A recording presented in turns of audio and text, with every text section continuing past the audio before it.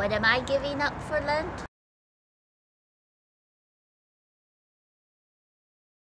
Karl Rove's Conservative Victory Project is outraging a lot of conservatives, myself included.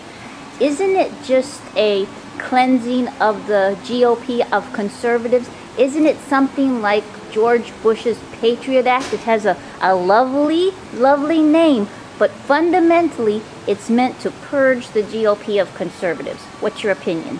So Karl Rove thinks he has his answers, and of course others think they have their answers, Tea Party included. I tend to think it's giving too much weight to what he's doing. What about candidates like Todd Akin and Richard Murdoch? Now, they were clearly going to win the race until they made what is obviously an ignorant statement. Now, shouldn't they just be the ones to be punished, not all conservatives? Well, what happened in those particular circumstances is a problem that Republicans are facing. And it's actually something I'm putting together a new organization to work on that, which will, when I come back down, we can talk about that at length. These are tips to do on what happens if you encounter a progressive during your camping trip. First of all, raise your arms to appear larger. The progressive is relatively small and cowardly, as most of his threats have little basis. So basically, he's a walking bagpipe. He's noisy, full of hot air, and likes to show up at parades. Look them directly in the eye and never run. The liberal animal takes this as a sign of weakness, and he will pursue. They'll be on you like Bill Clinton on a Hooters girl. They often bare their teeth, and their speech is hard to follow as they talk out of both sides of their mouth. They can be male, female, sometimes transgender, which, by the way, makes it really hard to tell if you've crossed the line with the war on women with that one. You just don't know where you're going with the transgender. Anyway, many tourists like to see the running of the bulls when they travel. However, beware that you aren't gored by the king of bull, Al, who frequently asks, "You think it's hot in here? Is the sun moving too close? What do you think?"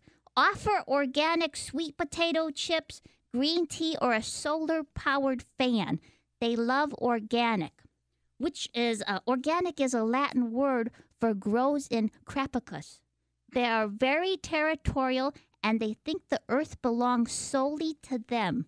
They desire everything green, particularly the green in your wallet. The best way to retain your safety on your travels is to keep a symbol of faith with you. Progressives shrink back in horror at this. Pull out your cross or your Star of David and say, "Progressives, get behind thee." But a little disclaimer, if you're encountering the militant group ACT UP, you want to be careful with that "get thee behind thee" statement. Less confrontation. The Mike Huckabee Show. Ladies and gentlemen, here is Governor Mike Huckabee. Sutton is in San Diego, California. So, I mean, do they care about this stuff in California? Actually, they do. The place is packed. The drive-thru is extending into the parking lot, and the line inside is making a round. And we're very proud to be celebrating free speech while drinking a peach milkshake, and we don't care that the Muppets hate us. Sutton, you mentioned that peach milkshake, and I got to tell you, that is definitely one of the things on the menu that's most attractive. But why did you participate today? What was it that made you say, "Yeah, I'll do this"? Just saw people being attacked, not because of an anti-gay stance, just the opposite, but because we want to express our views. We want to talk about what we believe in, and that's why I got involved. And when I heard that Mr. Cathy, his business and livelihood had been attacked because of him saying what he believed and what his faith said, I couldn't sit back anymore. I had to do something. Well, Sutton, it's good to hear from you. Well, the Republican National Convention was more exciting than I thought it would be. Actually, after Mitt's acceptance speech, Obama was so worried he signed himself up for food stamps. His number is... What did you think of Clint Eastwood? And I kind of liked his mock invisible interview with President Obama. But I got to thinking, what if Obama really had the power to be invisible? Maybe when Rod Blagojevich was selling his vacant seat, Obama was really sitting there. Just think about it. He could lock himself in the White House, making trouble, charging his Chevy Volt while the electric bill is in Romney's name, slipping caffeine into state dinners, just changing everything and making a mess, then fade away, like the past 4 years. At 1170 KCBQ. Well, I'm very excited. I just installed the Mitt Romney VP app on my phone. Yeah? That lets you know as soon as a vice president is chosen by Romney, your phone will ring. So I'm really excited about that. Okay, well, is it's either a TV commercial or Well, that wasn't the VP app. That was the Harry Reid app. He wants to see Romney's tax record. You know, Chris Christie was in town. Do you think he'll be the pick? I don't think so. Well, but he's kind of like your kooky New Jersey loudmouth cousin. You know, he's the one that makes a speech with toilet paper dangling off the bottom of his shoe. Oh. You think that's no, that wasn't the Mitt Romney VP pick. That was the Wasserman Schultz pick. She wants to see Mitt Romney's tax record. I don't think they're going to pick Newt Gingrich. He's like a foreign bride. He is. He appears all interested in the candidate, kneeling by his new hubby, massaging the feet. Then, boom, as soon as they set foot in America, it's Dr. Scholl's for you, and they're in charge of the House. Oh, boy. Oh, wait, here's the phone. The phone is ringing. No. That was the IRS app. They want to see Reid and Wasserman Schultz tax returns. Well, that's strange. The Wasserman and Reid app now say they've been deactivated. Boy, we got something for you live on the air. It's Sutton Porter. So while we wait for Nick, let's instead go to New York City, where we have a live on-the-spot report from Sutton Porter regarding Mayor Bloomberg's sugary drink ban. Thank you, Rick. Yes, I've been here on the streets of New York City, and let me tell you, it is quite a demonstration.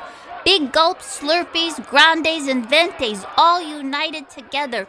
The big cups have taken to the street in protest of the proposed ban on 16-ounce soft drinks initiated by New York City Mayor Michael Bloomberg. This is the war on big gulps. The cups have been screaming at cop cars and passers-by saying, Bloomberg is a 24-ounce D-bag. Giuliani would never have done this. He loved big cups. And I might add, he looked quite lovely wearing them, too. Word on the street was he wore a B cup. I don't know if you can hear it, Rick, over the sirens, but the big cups are chanting right now. Break the law, longer straws. Break the law, longer straws. Break the law, longer straws. Oh, Todd, my cameraman. Try to get a shot of that. A huge Slurpee is squatting on a cop car. Oh, no, an officer just stepped out of that car. There's blue raspberry syrup dripping all over him and the cruiser. Well, Rick, I spoke to some of the drinks earlier, and this is what they had to say. You're from Starbucks, right? Uh-huh. Tell us your name. Vente. What brings you out here today? My partner is a Trente, and I just can't sit in people's cup holders without him. Oh, no. Here's a little baby drink. Tell us, little fella, why are you protesting? I want to be a 16-ouncer when I grow up. Tragic. What about you, sir? Why are you here? Hey, I'm a New York City drink. The chicks like it bigger than 16 ounces. You know what I'm talking about? Well, there you have it, Rick. A lot of angry big cups out here tonight in the Big Apple. No signs of slowing down. Back to you, Rick. Wow, what a report from New York City. Sutton, was that, New York can be a rough place every now and then. Were those drinks elbowing and pushing anything? Well, it was a little bit wet and messy. Did you hear Obama said it was natural? As a matter of fact, making your point, it was natural for Islamist Muslims to protest when they're offended. That was kind of weird. I know, that's ridiculous. In New York City, there's an exhibit at a museum with a crucifix in a jar of urine. I don't see anyone firebombing restrooms, or for that matter, 42nd Street, where the rest of New York goes to the bathroom. Okay, number one, Islamabad. You can't say that. It's Islama not so good. Okay. Number two, Johnny can now tell you when he comes marching home if he really is gay. Number four, GDP. Yeah, well, is that, you mean gross domestic product? Yes. Go ahead. Yes, it offends Chris Matthews when you call him that. Number 5, Larry Curly and Mohammed. Try finding that on Islam box office. Okay, you can catch me next week as I tour the Middle East with my infidel tour. No shirt, no shoes, no hijab, no head.